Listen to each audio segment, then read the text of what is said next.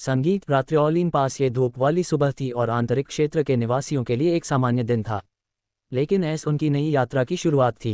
S ने सराय द्वारा दिया गया नाश्ता खाया और आंतरिक क्षेत्र की खोज शुरू की। उसे रिसेप्शन की महिला से आंतरिक क्षेत्र का नक्शा मिला। कुछ देर तक नक्शे का अध्ययन करने के बाद एस ने रिवर फ्लावर सिटी के अंदरूनी क्षेत्र के मुख्य बाजार की ओर जाने का फैसला किया। अंदरूनी क्षेत्र में गोलियों और हथियारों के लिए अलग से बाजार नहीं थे और यह पूरे अंदरूनी क्षेत्र का एकमात्र बाजार था। आंतरिक शहर को अलग अलग कुलीन परिवारों द्वारा कई क्षेत्रों में विभाजित किया गया था। आंतरिक क्षेत्र का अधिकांश हिस्सा इन परिवारों के नियंत्रण में था, इसलिए इसमें केवल एक ही बाजार है जिस पर सभी कुलीन परिवार मिलकर नियंत्रण करते थे। कोई भी परिवार जो आंतरिक क्षेत्र या आंतरिक शहर में संपत्ति का मालिक है उसे कुलीन परिवार कहा जाता है। ऐसे वहाँ यह अर्ध सफ़ेद ग्रेड की गोलियां बेचने जा रहा था। इन रीजन का मुख्य बाजार गतिविधियों से भरा हुआ था। शहर के बाहर से कई व्यापारी अपना सामान बेचने और रिवर फ्लावर सिटी की खास चीज़ें खरीदने के लिए यहाँ आते थे। आखिरकार यह एक 2 सितारा शहर था। मुख्य बाजार के मध्य भाग के अंदर यह जगह पूरे बाजार का सबसे व्यस्त इलाका है।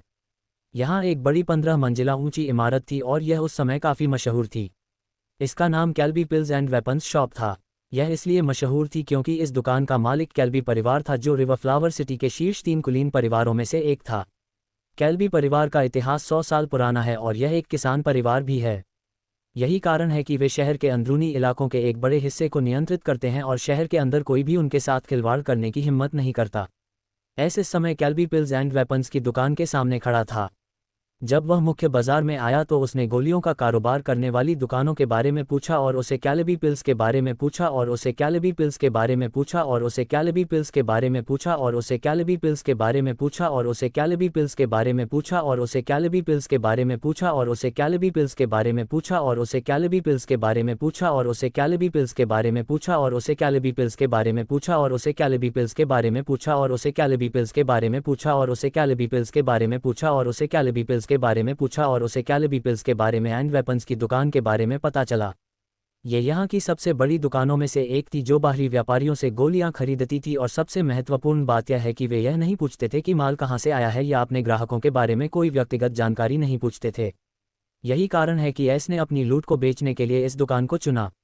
एस जब दुकान में दाखिल होता है तो उसे इधर उधर देखने का मौका भी नहीं मिलता कि एक खूबसूरत युवती उसके सामने आती है और मुस्कुराते हुए बोलती है, प्रिय ग्राहक, आपका क्या व्यापार है, क्या आप खरीदने के लिए बेच रहे हैं। उसने ज़्यादा देर तक इधर उधर नहीं घूमा और सीधे ही उससे पूछ लिया। क्योंकि दुकान में काफ़ी भीड़ थी इसलिए ऐसा लग रहा था कि वह दूसरों से निपटने की जल्दी में थी।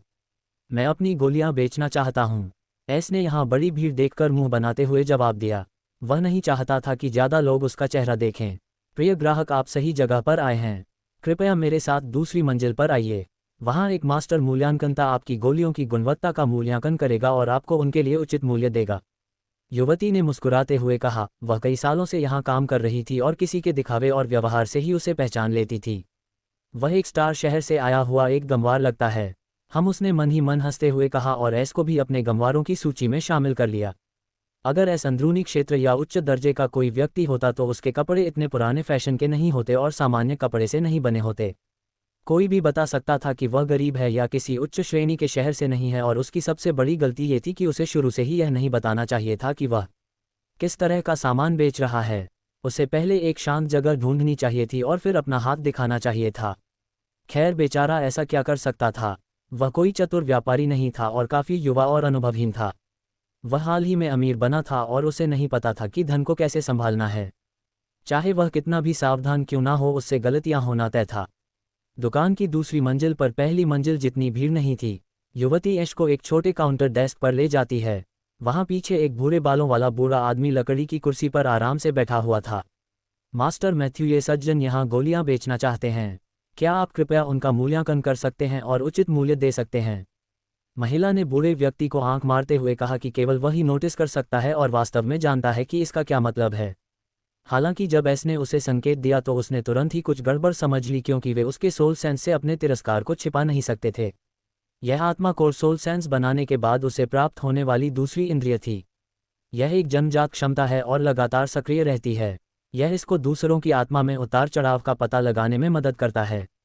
इसके साथ वह दूसरे पक्ष के मूड या चेतना में बदलाव महसूस कर सकता है और अपने आसपास 10 मीटर की दूरी पर दुर्भावनापूर्ण विचार वाले दुश्मन का पता लगा सकता है। ऐसा लगता है कि इन दोनों के बीच कुछ ठीक नहीं है और यह आत्मा की भावना काफ़ी उल्लेखनीय है।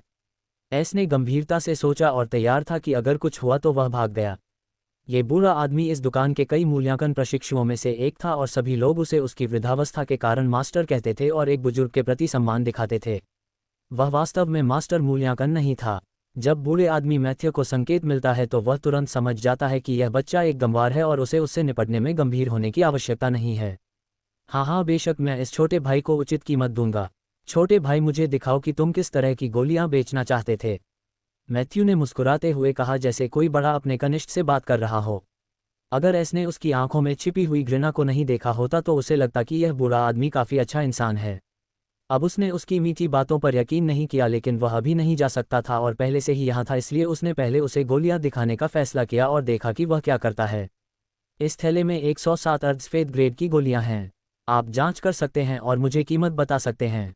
एस ने स्ट्रिंग बैग खोला और बूढ़े आदमी को अंदर की गोलियों की बोतलें दिखाई। मास्टर मैथ्यू अक रह जाता है क्योंकि उसे लगा था कि इस बदमाश के हाथ में सिर्फ 2 या 3 गोलियां होंगी, लेकिन एस उनमें से 107 निकाल लेता है। युवती भी दंग रह जाती है और ठंडी हवा की गहरी सांस लेती है। गोलियों की संख्या जानने के बाद बूढ़ा मैथ्यू गंभीर हो गया। मैं इस सौदे को हाथ से जाने नहीं दे सकता। इस तरह के सौदे से उसे पदोन्नति मिल सकती है और वह दुकान में उच्च स्तर पर जा सकता है। युवती के भी वही विचार थे जो बूढ़े आदमी के मन में थे। प्रिय ग्राहक कृपया यहाँ बैठिए और मैं आपके लिए आइस टी लाती हूँ, उसने एक बड़ी मुस्कान के साथ कहा और जल्दी से एस के लिए आइस टी लाने के लिए चली गई। हाँ, आप यहाँ इंतजार कर सकते हैं और आइस टी का मजा ले सकते हैं। इसका स्वाद बहुत अच्छा है और मैं इन गोलियों की गुणवत्ता का मूल्यांकन करूंगा और आपको उचित मूल्य दूंगा। चिंता मत करो, मैं कीमत के मामले में उचित रहूंगा।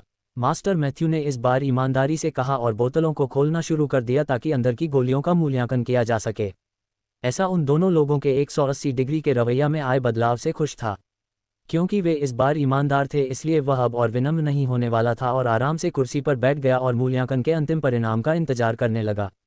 कुछ देर बाद वह युवती भी अपने हाथों में ट्रे में एक क्लासिक चाय का सेट लेकर आती है। वह इसको एक कप आइस टी परोसती है। एस ने उस अनोखी खुशबू को सूंघा जो उसे ठंड का एहसास कराती है और एक छोटा घूंट पीता है। उसके स्तनों में एक ठंडा लेकिन गर्म स्वाद फैल गया और वह खुद को जोर से तारीफ करने से नहीं रोक पाया। बढ़िया चाय। एस ने पहले कभी सामान्य चाय भी नहीं पी थी। इस महंगी चाय की तो बात ही छोड़िए। वह बेशर्मी से पेश आ रहा था, लेकिन इस चाय का स्वाद काफ़ी ताज़ा है और इसमें क्यूई भी है। वह इस चाय के कुछ किलोग्राम खरीदने के बारे में भी सोच रहा था। आखिरकार वह खाने का शौकीन था। जब एस आइस टी का आनंद ले रहा था, बूढ़ा मैथ्यू एक एक करके गोलियों का मूल्यांकन कर रहा था। अचानक उसने लाल रंग की गोली की बोतल का ढक्कन खोला और क्यूई की एक मोटी सुगंध उसके नतूने में प्रवेश करती है। मैथ्यू को लगा जैसे उसके शरीर के अंदर क्यूई का संचार तेजी से होने लगा है। उसने जल्दी से ढक्कन बंद किया और अपने आसपास के माहौल को जल्दी जल्दी देखा। जब उसने देखा कि कोई भी उस पर ध्यान नहीं दे रहा है तो वह थोड़ा शांत हो गया। लेकिन मैथ्यू अपने इस अनुमान के बारे में बहुत गलत था, क्योंकि ऐश की आत्मा की भावना शुरू से ही उस पर टिकी हुई थी और उसके मूड में ये बहुत बड़ी आत्मा की लहर या बदलाव ऐश की आत्मा की भावना से छिपा नहीं रह सका। केवल ऐश को नहीं पता था कि उस बूढ़े आदमी को उस गोली की बोतल में क्या मिला है, इसलिए वह वहीं खड़ा रहा और अपनी आत्मा की भावना से उसे देखता रहा। मैथ्यू को नहीं पता था कि ऐश ने अपनी उत्तेजनापूर्ण चेतना के कारण गोली को पहले ही देख लिया है। बूढ़े आदमी ने अपनी सांस को नियंत्रित करने की पूरी कोशिश की और लाल बोतल को अन्य सभी गोलियों की बोतलों की तरह एक तरफ रख दिया और दिखावा किया जैसे कुछ हुआ ही नहीं। मास्टर मैथ्यू बैग में देखता है और हाँ, उसे पिछली बोतल की तरह एक और लाल बोतल मिलती है। वह जल्दी से उसे पकड़ लेता है और इस बार वह उसका ढक्कन पूरी तरह से नहीं खोलता, बस थोड़ा सा खोलता है। उसकी नाक में भी वैसी ही खुशबू आती है। उसने जल्दी से ढक्कन बंद किया और उत्साह से दूसरी लाल बोतल के सामने रख दिया। उसने अपनी आंखों से देखा कि क्या ऐसी ही कोई और बोतल है, लेकिन वहां सिर्फ 2 ही थी, इसलिए वह थोड़ा निराश हुआ। 15 मिनट के बाद मास्टर मैथ्यू ने अपना मूल्यांकन पूरा किया और एस को अपने साथ कीमत तय करने के लिए बुलाया। छोटे भाई, मैंने आपकी सभी गोलियों का मूल्यांकन किया है और वे सभी आधी सफ़ेद ग्रेड की हैं, जैसा कि आपने कहा था। इसीलिए मैं आपको वही कीमत दूंगा जो हम अपने नियमित ग्राहकों को देते हैं, क्योंकि आपने हमारे लिए यह बड़ा व्यवसाय खरीदा है और यह आपकी ईमानदारी को दर्शाता है। कुल 107 गोलियां हैं। उनमें से 52 हीलिंग गोलियां हैं जिनकी कीमत 100 रूबी सिक्के प्रति गोली है। 30 क्यूआई गोलियां 200 रूबी सिक्के प्रति गोली की कीमत है और 25 छोटी गेट खोलने वाली गोलियां 500 रूबी सिक्के प्रति गोली हैं। कुल 23,700 रूबी सिक्के हैं। ये पूरे मुख्य बाजार में आपको मिलने वाली सबसे उचित कीमत है। मास्टर मैथ्यू ने आत्मविश्वास से कहा कि वह वास्तव में उसे उचित कीमत देता है, लेकिन उसकी बूढ़ी आंखों में गहरी छिपी हुई को शुरू से ही पता था कि यह गोलियां इतनी कीमती है, लेकिन उसे लग रहा था कि यह बूढ़ा आदमी उससे कुछ छिपा रहा है। और यह उन 2 लाल बोतलों के बारे में है। वह अब वह भोला भाला बच्चा नहीं रहा जिसे बिल्ली ने ठगा था, और अब वह अपनी गलतियों से सीख चुका था। इसे 23,500 रूबी सिक्के बनाओ। मुझे अपने लिए इन 2 उपचार गोलियों की ज़रूरत है, इसीलिए मैं उन्हें नहीं बेच रहा हूँ। एस ने उन 2 लाल बोतलों को पकड़ा और उन्हें अपनी जेब में रख लिया। उसने उस धूर्त बूढ़े आदमी को मना करने का कोई मौका नहीं दिया। जब मैथ्यू ने एस को उन 2 गोलियों की बोतलें पकड़ते देखा तो वह अपना संयम खो बैठा और तुरंत चिल्लाया। नहीं, मैथ्यू एस पर हमला करने ही वाला था कि उसने खुद को रोक लिया, क्योंकि उसे आखिरकार केबी पिल्स एंड वेपन्स की दुकान में खड़े होने की याद आ गई। उसकी तेज चीख की वजह से आसपास के सभी लोग ध्यान देने लगे। क्या मुझे मत बताओ, मुझे अपनी चीज़ें बेचने के लिए तुम्हारी इजाज़त चाहिए। क्या केबी पिल्स एंड वेपन्स की दुकान अपने ग्राहकों के साथ ऐसा व्यवहार करती थी? एस ने इस स्थिति का फ़ायदा उठाया और मैथ्यू से सवाल करते हुए अपनी आवाज़ ऊंची कर दी।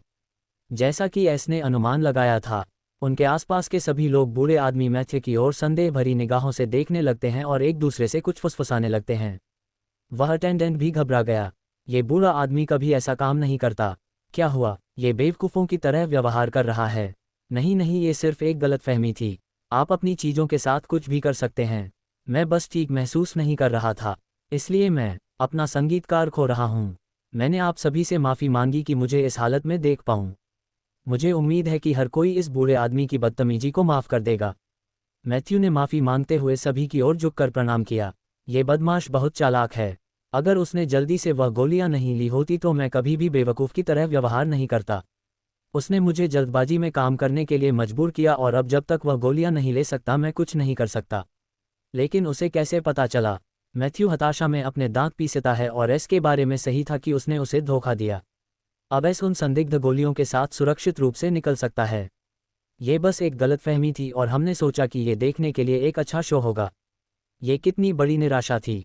चलो सब लोग अपने काम से काम रखें, किसी ने कहा जो हंसते हुए देख रहा था, और उसकी बात सुनकर बाकी सभी भी हंस पड़े और फिर से अपने काम से काम रखने लगे। हाँ हाँ छोटे भाई, ये सभी गोलियां तुम्हारी हैं, इसलिए इन्हें बेचना या ना बेचना तुम्हारी मर्जी है। इसलिए जो तुम बेचना चाहते हो बेचो, और जो नहीं बेचना चाहते ले लो। हमें कोई आपत्ति नहीं है। बूढ़े आदमी मैथ्यू ने ऐश की ओर मुड़कर सूखी हंसी में कहा कि यह बहुत बदसूरत लग रहा है। ओह चिंता मत करो, मुझे अपने लिए केवल ये 2 हीलिंग गोलियां चाहिए। मैं बाकी सभी गोलियां तुम्हें बेच रहा हूँ। ऐश ने मासूम मुस्कान के साथ जवाब दिया, जैसे उसने कुछ किया ही ना हो। जाओ और इस लेनदेन की सूचना ऊपरी मंजिल पर दो और हमारे छोटे भाई के लिए 23,500 रूबी सिक्के ले आओ। मैं इस समय बहुत अच्छा महसूस नहीं कर रहा हूँ, इसलिए मैं आज के लिए सेवानिवृत्त होने जा रहा हूँ। बूढ़ा आदमी मैथ्यू एक अप्रिय चेहरे के साथ जल्दी में इमारत की ऊपरी मंजिल की ओर चला गया। वह उस तरफ क्यों जा रहा है? युवा परिचारिका ने सोचा, लेकिन उसे कोई जवाब नहीं मिला। उसने इस पर कोई फैसला नहीं किया और जल्दी से ऐश का बकाया ले आए। ये रहा रूबी क्रिस्टल कार्ड। इसमें आपके 23,500 रूबी सिक्के हैं। आप इसे सामान्य मुद्रा की तरह इस्तेमाल कर सकते हैं या शहरों की भूमि में कहीं से भी अपने सिक्के निकाल सकते हैं। युवा परिचारक ने ऐश को एक सफ़ेद रंग का छोटा पतला चौकोर क्रिस्टल कार्ड देते हुए कहा, जिस पर लाल रंग से 23,500 लिखा हुआ था। ऐश ने इन क्रिस्टल कार्डों के बारे में पहले भी सुना था। इन्हें चौथे स्तर की भूमि में कहीं भी इस्तेमाल किया जा सकता है, इसलिए वह इससे हैरान नहीं हुआ और उसने सफ़ेद कार्ड स्वीकार कर लिया। अपना कामकाज निपटाने के बाद वह तुरंत चला गया, क्योंकि वह जानता था कि बूढ़ा आदमी अच्छा नहीं है और कोई गलत काम करने वाला नहीं है। बूढ़ा आदमी मैथ्यू जल्दी में केबी पिल्स एंड वेपन्स की दुकान की इमारत की ऊपरी मंजिल पर जा रहा था। मैथ्यू अभी तीसरी मंजिल पर पहुंचा ही था कि एक आदमी ने उसका रास्ता रोक लिया और तिरस्कारपूर्वक उसका मजाक उड़ाया। बूढ़े आदमी, तुम इतनी जल्दी में कहाँ जा रहे हो? धीरे चलो, नहीं तो तुम थक कर मर जाओगे। हे, इस आदमी का चेहरा इतना आकर्षक नहीं था और छोटे काले बालों के साथ वह साधारण दिखता था। वह अप्रेंटिस ऑल्केमिस्ट कैलब था। वह बेहद घमंडी था क्योंकि वह 26 साल की उम्र में अप्रेंटिस ऑल्केमिस्ट था। यही कारण है कि कैल्बी परिवार ने उस पर बहुत सारे संसाधन लगाए और उसे एक वाइट अल्केमिस्ट के रूप में तैयार करना चाहता था। हालांकि श्वेत श्रेणी का कीमियागर बनना इतना आसान नहीं था, इसलिए कैल्बी के परिवार ने कैलिब को इस दुकान में बसाया ताकि वह कुछ अनुभव प्राप्त कर सके और दुकान के लिए गोलियां बना सके। यह अभ्यास का एक रूप था और वह इस तरह से अपने कीमियागर कौशल को तेजी से सुधार सकता है। फिर भी इस सारी देखभाल पाज और आसानी से अर्जित संसाधनों ने कैलिब को बहुत घमंडी बना दिया और अब वह किसी की भी नज़र में नहीं आता था। वह कैल्बी परिवार के उच्च अधिकारियों और उनके प्रत्यक्ष वंशजों के अलावा किसी की नहीं सुनता था और हमेशा इधर उधर की बातें करना पसंद करता। युवा स्वामी कालेब, इस बूढ़े व्यक्ति को कुछ बहुत महत्वपूर्ण काम करना है, इसलिए कृपया इस बूढ़े व्यक्ति को आपका मनोरंजन न करने के लिए क्षमा करें, मैथ्यू ने सम्मानपूर्वक कहा। लेकिन कालेब के प्रारंभिक श्राप के कारण उसकी आंखों में स्पष्ट शत्रुता थी, लेकिन अफसोस कि वह कुछ नहीं कर सकता था। हम कुछ महत्वपूर्ण है, मुझे बताओ कि यह क्या है और मैं तय करूंगा कि यह महत्वपूर्ण है या नहीं। मैथ्यू की बात सुनकर कैलेब ने मुंह बनाया। अगर उसे सही से याद है तो यह बूढ़ा आदमी बहुत सम्मानजनक था और अब वह खुलकर नाराजगी दिखा रहा था। कुछ ठीक नहीं है युवा मालिक, बस एक बार ऐसा मत करो। क्या तुम ऐसे नहीं हो सकते? यह इतना महत्वपूर्ण है कि इसकी शिकायत खुद दुकान के मालिक से करो। बूढ़े मैथ्यू ने हताशा में आह भरते हुए कहा, अगर कोई और होता तो वह अब तक उन्हें 1000 बार थप्पड़ मार चुका होता। तुम कैलेब, इस असभ्य बूढ़े आदमी पर भड़कने ही वाला था, लेकिन उसने इस बारे में और ध्यान से सोचा। क्या इतना महत्वपूर्ण हो सकता है कि वह खुद दुकान के मालिक को इसकी सूचना दें? वह तो मुझे इसके लिए अपमानित भी करता है। खैर, मुझे खुद ही देखना होगा। चलो, मैं तुम्हारे साथ आ रहा हूँ। और अगर यह उतना महत्वपूर्ण नहीं था जितना तुमने कहा तो तुम्हें पता है कि जब मैं बुरे मूड में होता हूँ तो क्या होता है। कैलेब उदास होकर मुस्कुराया और मैथ्यू के साथ चला गया। वे कुछ ही मिनटों में 15वीं मंजिल पर पहुंच गए। इस दुकान की 15वीं मंजिल को महंगे जेड और संगमरमर से बहुत खूबसूरती से सजाया गया था। रात में खिड़की के सामने खड़े होकर शहर के खूबसूरत नज़ारे का आनंद लेते हुए आप भीतरी क्षेत्र के शहर को देख सकते हैं। इस समय काले बाल, गोरी त्वचा और आलीशान कपड़ों वाला एक युवक खिड़की के पास कुर्सी पर बैठा था और अपने सुंदर चेहरे पर शिकन के साथ फटते बाजार को देख रहा था। इसका क्या मतलब है कि आप उसे कहीं नहीं ढूंढ पाए? क्या वह कोई भूत था? क्या आपने बाहरी क्षेत्र के हर हिस्से की तलाशी ली? युवक ने धीरे से कहा, लेकिन उसकी आवाज़ में गुस्सा साफ झलक रहा था। उसने अपना संयम नहीं खोया। हाँ युवा मालिक, मैंने झुग्गियों में भी खोजा था, लेकिन वहाँ सिर्फ आम लोग ही रहते थे। लगता है कि उस काले भूत ने उस मोटे आदमी की दुकान लूटने के बाद शहर छोड़ दिया होगा। हो सकता है कि पकड़े जाने के डर से वह भाग गया हो। युवक के सामने एक घुटने टेके हुए व्यक्ति की आकृति थी। उसने पूरे शरीर पर काले रंग का हल्का कवच पहना हुआ था। उस कवच के कारण कोई भी उसका चेहरा साफ नहीं देख सकता था और उसके चेहरे पर एक काले लोमड़ी का मुखौटा था। उस मुखौटे की आंखों के छेद से केवल उसकी भूरी आंखें ही देखी जा सकती थी। उसकी आवाज़ बेहद खूबसूरत और कानों को भाने वाली थी। यह एक युवा लड़की की आवाज़ थी। ब्लैक फॉक्स, मैं तुम्हारी वजह से नाराज नहीं हूँ। ये सिर्फ इतना है कि मैं एक नया मोहरा हासिल नहीं कर पाया और सबसे महत्वपूर्ण बात यह है कि मैं उस ब्लैक घोस्ट व्यक्ति के रहस्यों को नहीं जान पाया।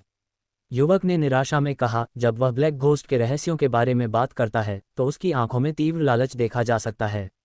जो कोई भी मिनटों में एक स्टार खजाना खोल सकता है, उसके पास कोई रहस्यमय रहस्य होना चाहिए और वह शुरू से ही केवल यही रहस्य चाहता था।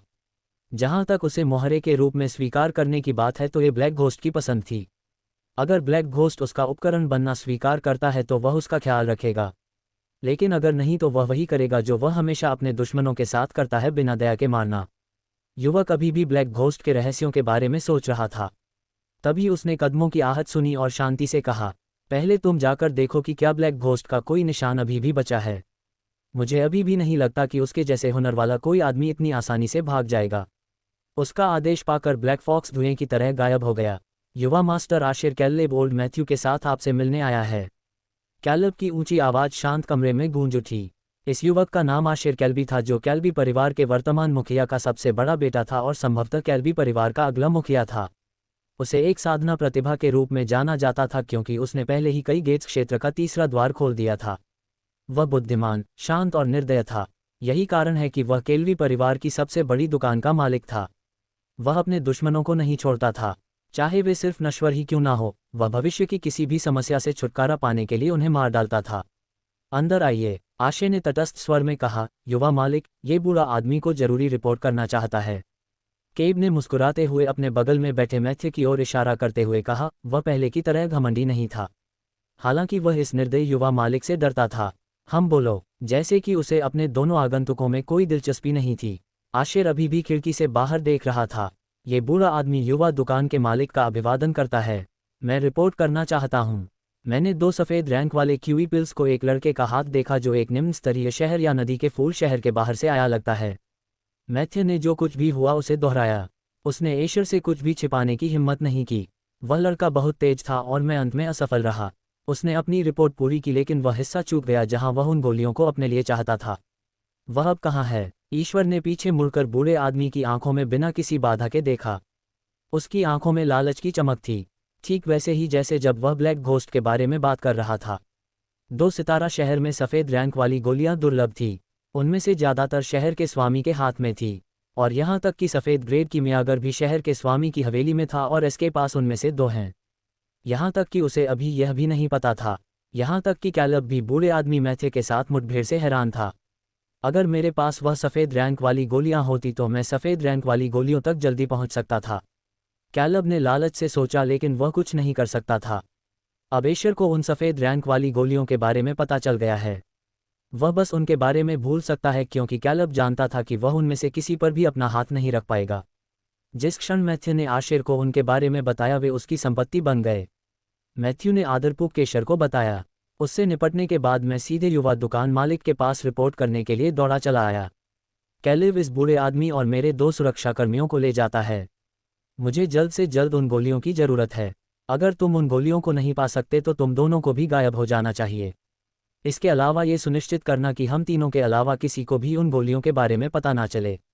क्या ये स्पष्ट है? एशर ने उन्हें ठंडे स्वर में चेतावनी दी, जबकि उसकी आंखें ठंडी हो गई और उसने कैलिब और मैथ्यू की ओर हत्या का इरादा प्रकट किया।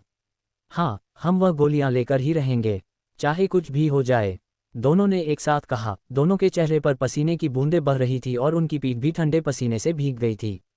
मैं इस गंदगी में कैसे फंस गया? कालिब ने अपनी बुरी किस्मत को कोसा। ऐश जल्दी से कैल्बी की दुकान से बाहर निकला और सीधे पास की कपड़ों की दुकान की ओर चल पड़ा। उसे पता था कि यह गोलियां सामान्य नहीं है और वह बूढ़ा आदमी उन्हें बुरी तरह चाहता है। हालांकि जब उसे पता चला कि ऐश से निपटना आसान नहीं है तो वह निश्चित रूप से अपने वरिष्ठों को इसकी सूचना देगा और ऐश से उसके रास्ते में आने का बदला लेगा। अगर वह उन गोलियों को नहीं ले सकता तो वह ऐश को भी नहीं लेने देगा। ऐश का अनुमान बिल्कुल सही था।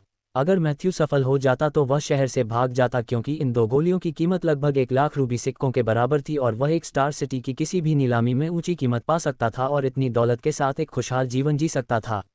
लेकिन अफसोस, ऐश मैथ्यू के रास्ते में आ जाता है और वह एक साधक नहीं था। इसलिए वह अपना बदला लेने के लिए केवल ऐश को उन गोलियों के बारे में बताकर ऐश को परेशान कर सकता था। ऐश ने कपड़ों की दुकान से नए कपड़े खरीदे और उन्हें पहन लिया।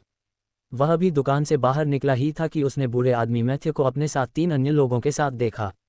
वे स्पष्ट रूप से ऐश की तलाश कर रहे थे।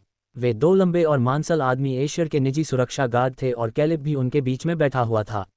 ऐश को उन 2 आदमियों से खतरनाक एहसास होता है और वह चुपचाप भागने के लिए जल्दी से पीछे मुड़ता है। लेकिन मैथ्यू की बूढ़ी आंखें बाज जैसी थी और वह ऐश को नए कपड़ों में भी पहचान लेता है। वह इस बदमाश को कैसे भूल सकता है जो उसकी गोलियां चुराता है? उस आदमी को देखो जिसने नीले रंग का लबादा और लंबी टोपी पहन रखी है। यही है वह, जल्दी से उसका पीछा करो।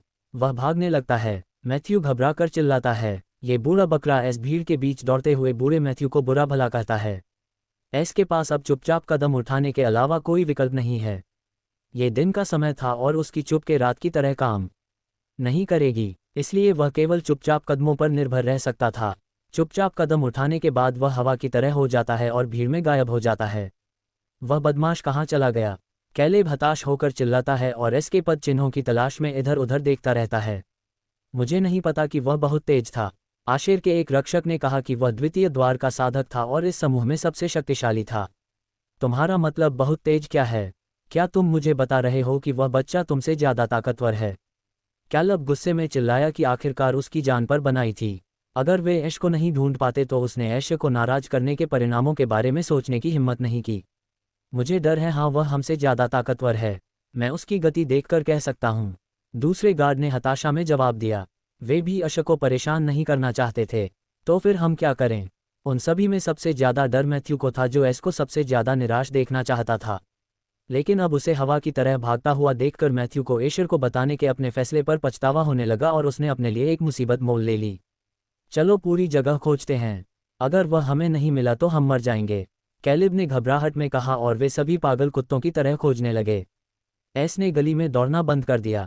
वह बेतहाशा हाफ रहा था। वह बूढ़े आदमी की पार्टी से बचने के लिए काफ़ी समय से खामोश कदमों का इस्तेमाल कर रहा था। मैंने अभी तुम्हारे साथ कुछ नहीं किया है। बूढ़े बकरे, तुम रुको, मैं तुम्हें दिखाता हूं कि कब्र वास्तव में कितनी गहरी है। इस बूढ़े आदमी मैथ्यू को कोसने में व्यस्त था, जब अचानक एक पारदर्शी काला पैनल उभरता है और उसकी आंखों के सामने चमकता है। इससे पहले कि वह समझ पाता कि क्या हुआ है, एस ने सिस्टम की मीठी आवाज़ सुनी। एक नया मिशन जारी किया गया है। मिशन पैनल सम्माननीय चोर की गरिमा, कोई चोर से चोरी करने की कोशिश कर रहा है और यह अस्वीकार्य है। नतीजतन मेजबान को घृणित चोर को दिखाना होगा कि असली चोर कौन है। मेजबान को पूरे केएलबी परिवार के खजाने को खाली करना होगा। चोर का सम्मान आपके हाथ में है। मेजबान होस्ट प्रदर्शन के आधार पर पुरस्कारन होस्ट द्वारा यह मिशन पूरा करने के तुरंत बाद जॉब मिशन प्रदान किया जाएगा। शेष समय 2 वर्ष मिशन विफलता की सजा। सिस्टम चोर की गरिमा के साथ एक और होस्ट ढूंढ लेगा। क्या एक और मिशन? और यह कैल्बी परिवार कौन है? क्या ये लोग भी उस कैल्बी दुकान से नहीं है? एस ने बड़बड़ाते हुए कहा और उसके चेहरे पर गंभीर भाव था। एस ने कभी नहीं सोचा था कि उसे ऐसा मिशन मिलेगा और यह मिशन पिछले मिशन जितना आसान नहीं था। उसे सिर्फ 2 साल की समय सीमा से ही पता चल गया था। यहाँ तक कि बिल्ली की दुकान लूटने के मिशन के लिए भी उसे सिर्फ 7 दिन दिए गए थे। चोर गरिमा हुआ, मुझे लगता है तुम सही हो। मैं यहाँ चोर हूँ, फिर भी वे मुझे लूटना चाहते हैं। एस ने सोचा और वह फूट फूट कर हंसा। ठीक है, पहले मुझे उन 4 गुंडों से इस बाजार से भागना होगा, फिर मैं इस कैल्बी परिवार के बारे में पता लगा सकता हूँ। मेरे पास 2 साल हैं, इसलिए मुझे उम्मीद है कि यह बहुत मुश्किल नहीं होगा। एस खुद को प्रोत्साहित करता है। एस अपनी कम हो चुकी क्यूई को फिर से पाने के लिए इंतजार कर रहा था। उसने जल्दी से अपनी जेब से एक लाल गोली की बोतल निकाली। ये गोली की बोतलें इन सभी घटनाओं का मुख्य कारण थी।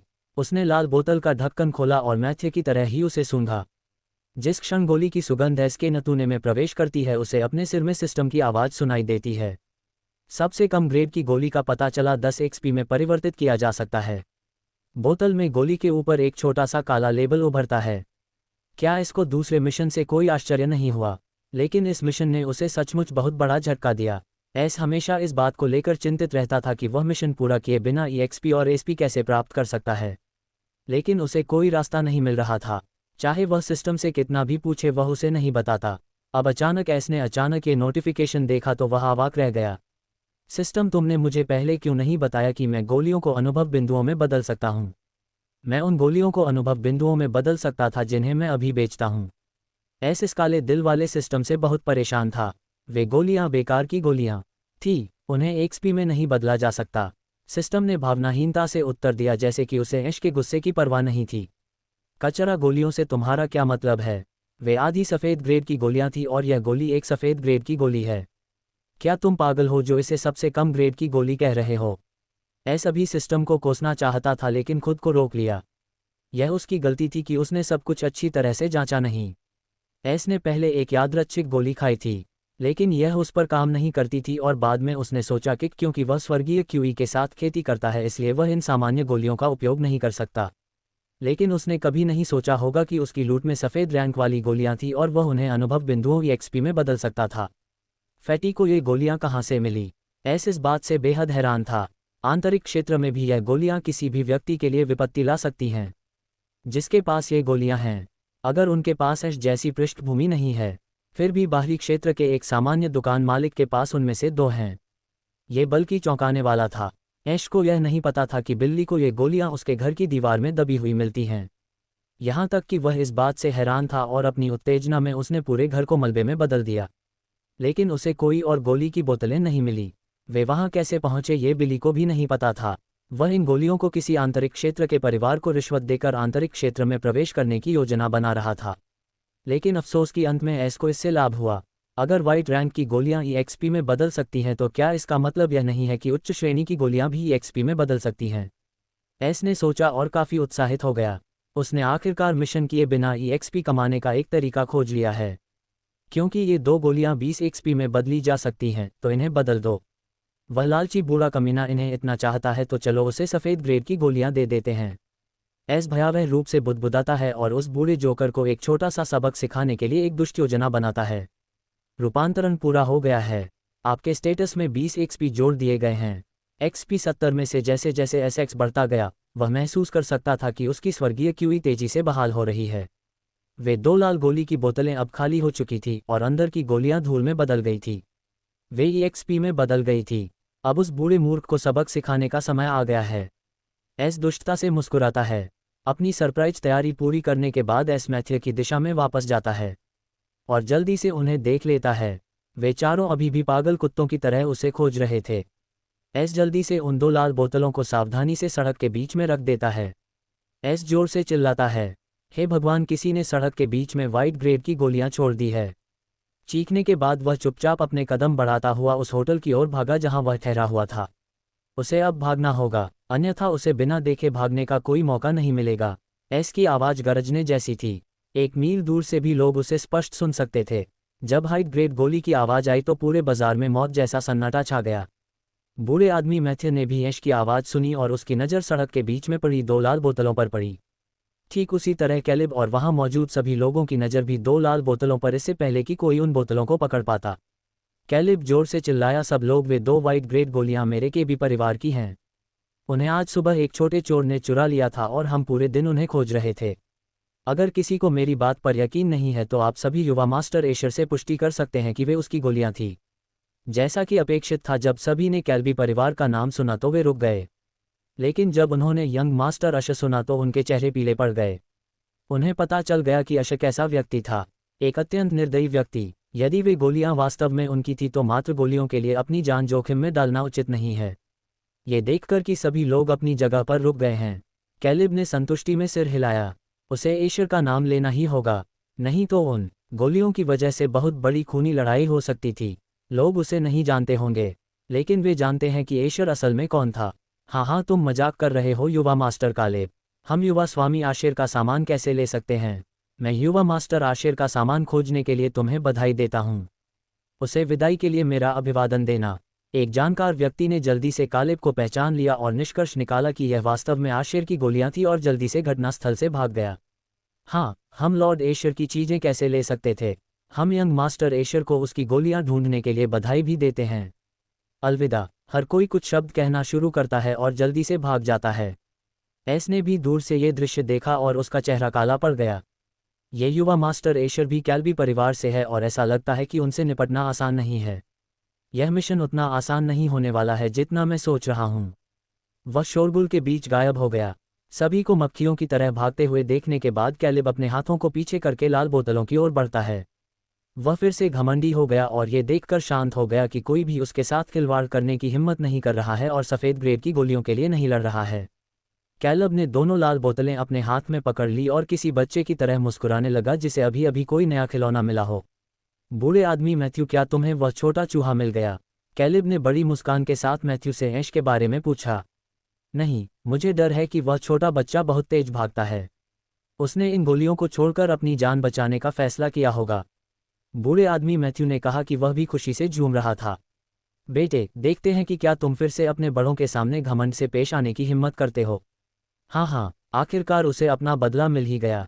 ठीक है, हमें गोलियां मिल गई हैं, इसलिए उस छोटे चूहे का अब कोई मतलब नहीं रह गया है। चलो जाकर युवा मास्टर अशर को रिपोर्ट करते हैं, हम उसे इंतजार नहीं करवा सकते। कैलिब ने जल्दी से कहा और जल्दी से कैलिबी की दुकान की ओर लौटने लगा।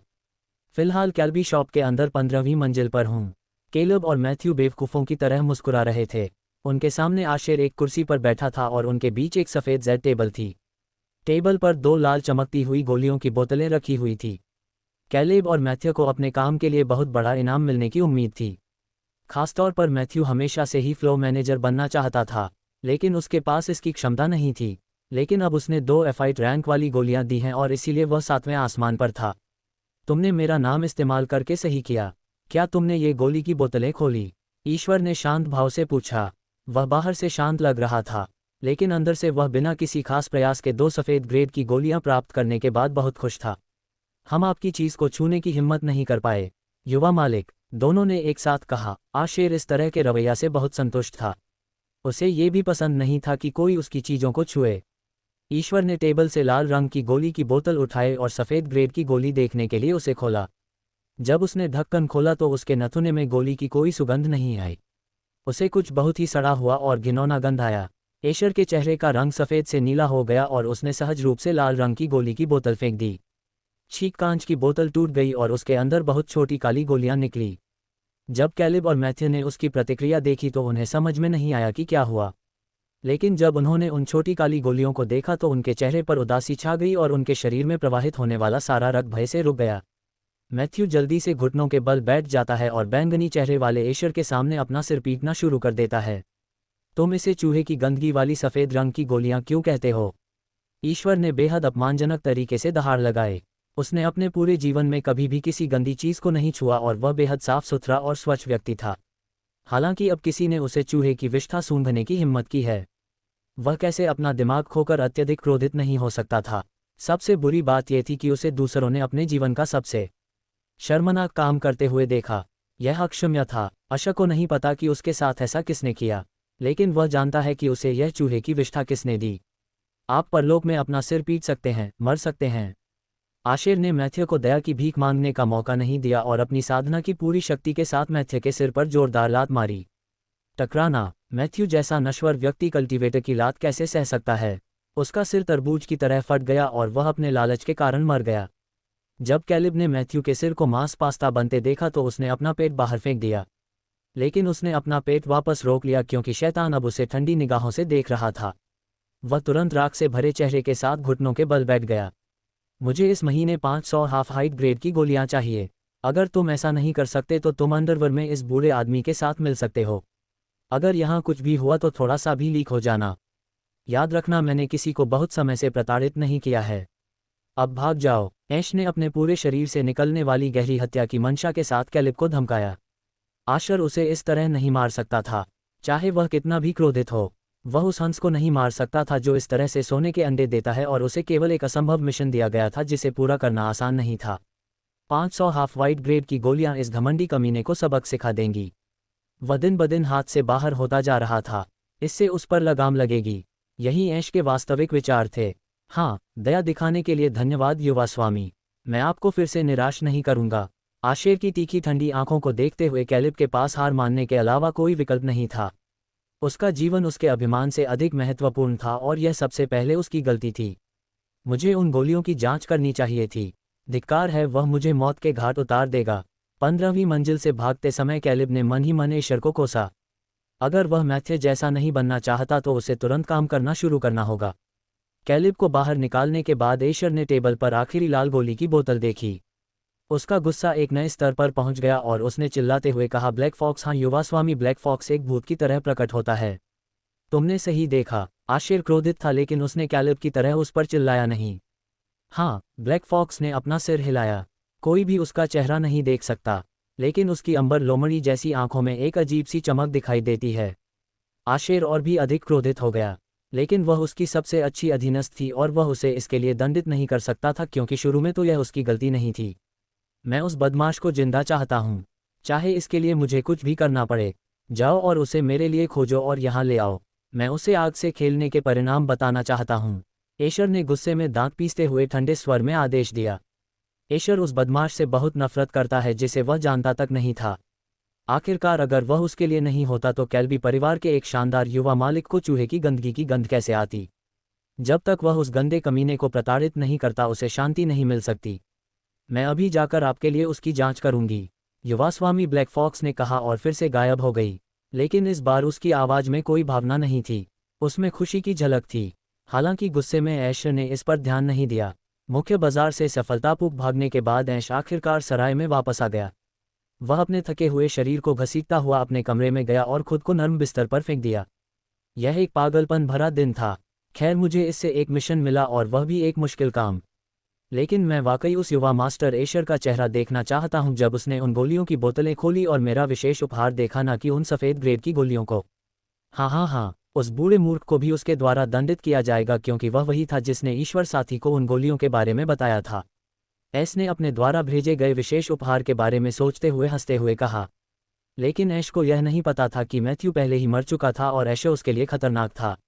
अगर उसे पता होता कि ऐश किस तरह का इंसान है तो वह भी इतना निश्चिंत नहीं होता। मुझे कल इस कैल्बी परिवार के बारे में जानकारी ढूंढनी होगी और मैंने अपनी योजना उसी के अनुसार बनाई है और सावधानी से आगे बढ़ूंगा। ऐश ने बस इतना ही कहा जब उसने दरवाजे पर हल्की दस्तक सुनी। धब धब सर, मैं आपका डिनर देने आया हूँ। कमरे में एक मधुर किंतु आकर्षक आवाज गूंजी। ऐश ने इसके बारे में ज़्यादा नहीं सोचा और दरवाज़ा खोलने ही वाला था कि अचानक वह रुक गया क्योंकि उसे अजीब सा एहसास हुआ कि यहाँ कुछ गड़बड़ चल रही है। उसे कल की नौकरानी की आवाज़ अच्छी तरह याद थी जिसे उसने टिप में एक माणिक्य सिक्का दिया था। वही थी जिसने आज सुबह मेरा नाश्ता पहुंचाया था। तो फिर वह अब यहाँ क्यों नहीं है? क्या उन्होंने उसे बदल दिया है?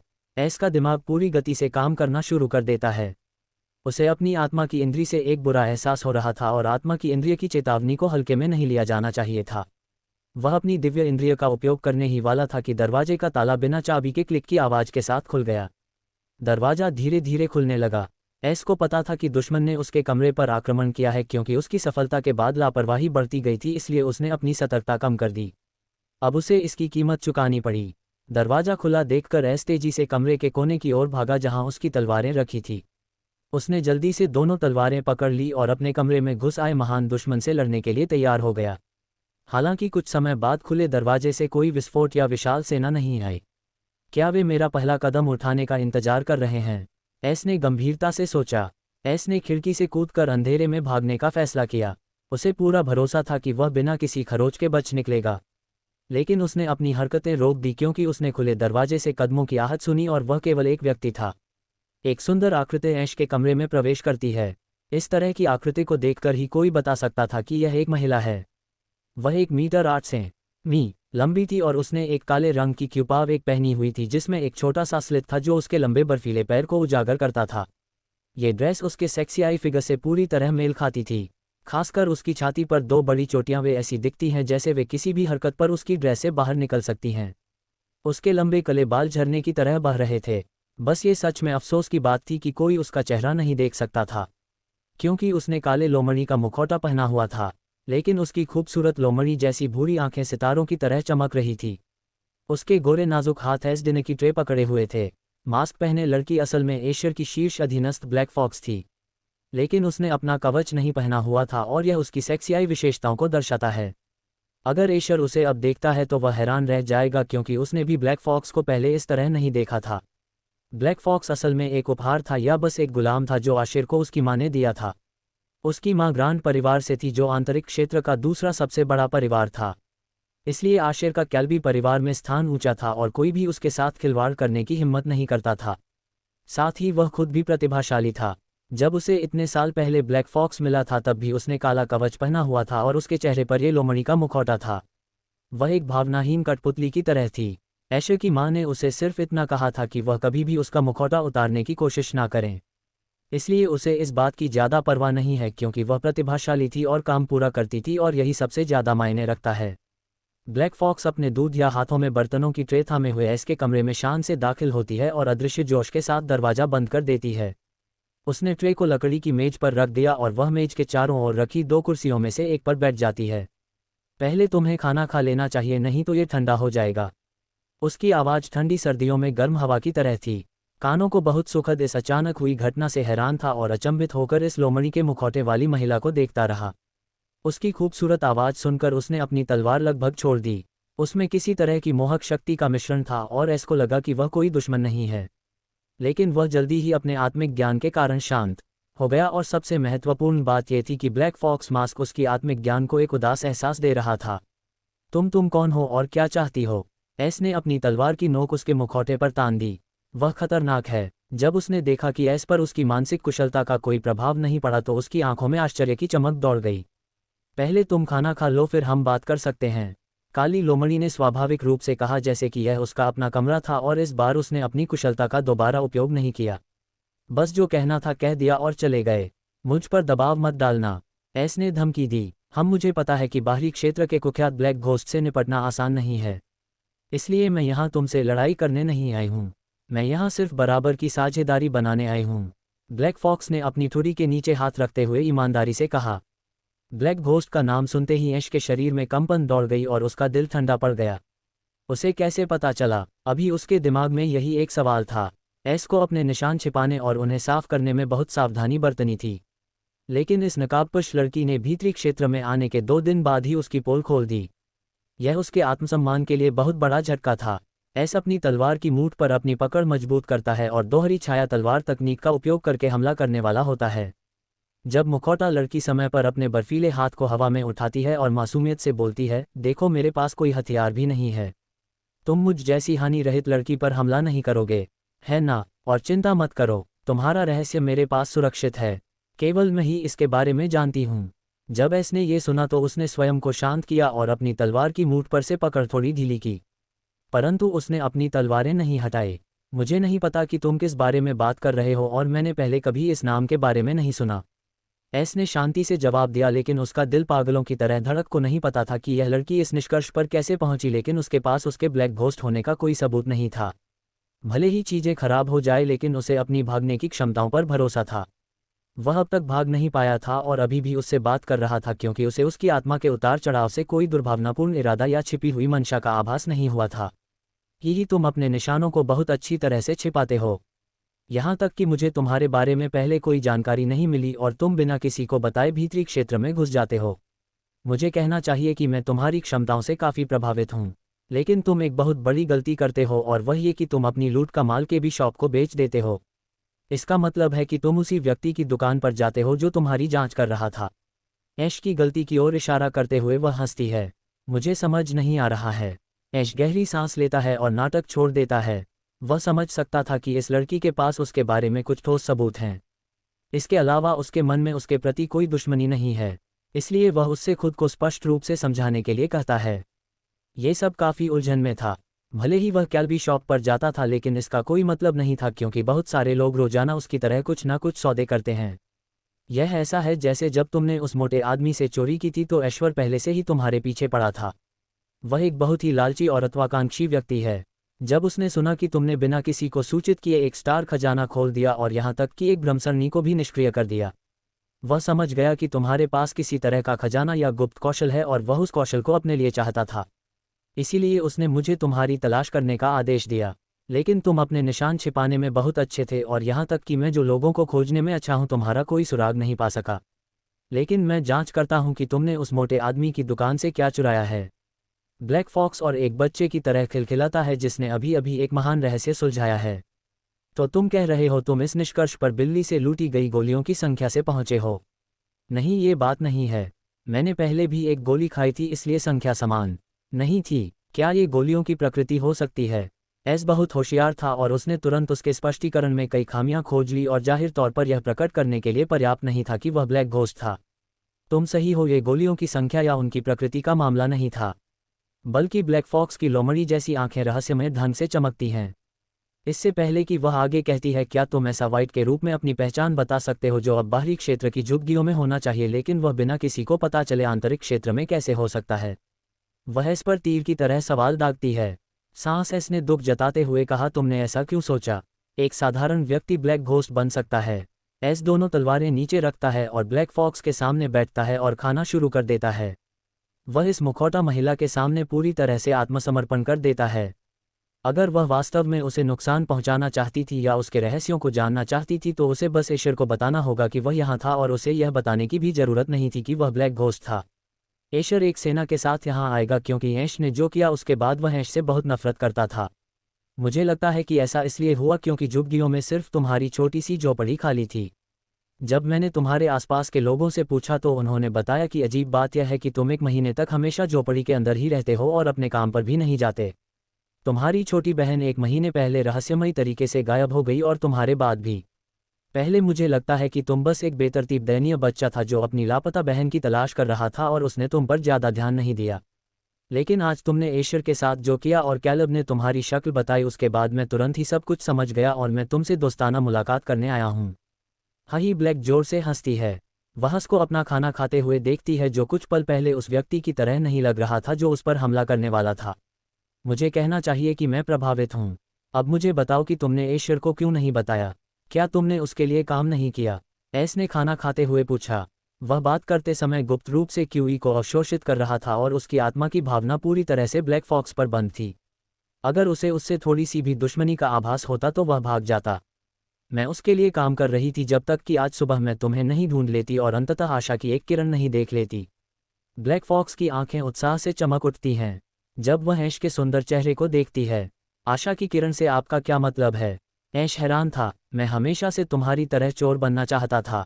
ब्लैकफॉक्स की लोमड़ी जैसी भूरी आंखें सितारों की तरह चमकने लगती हैं।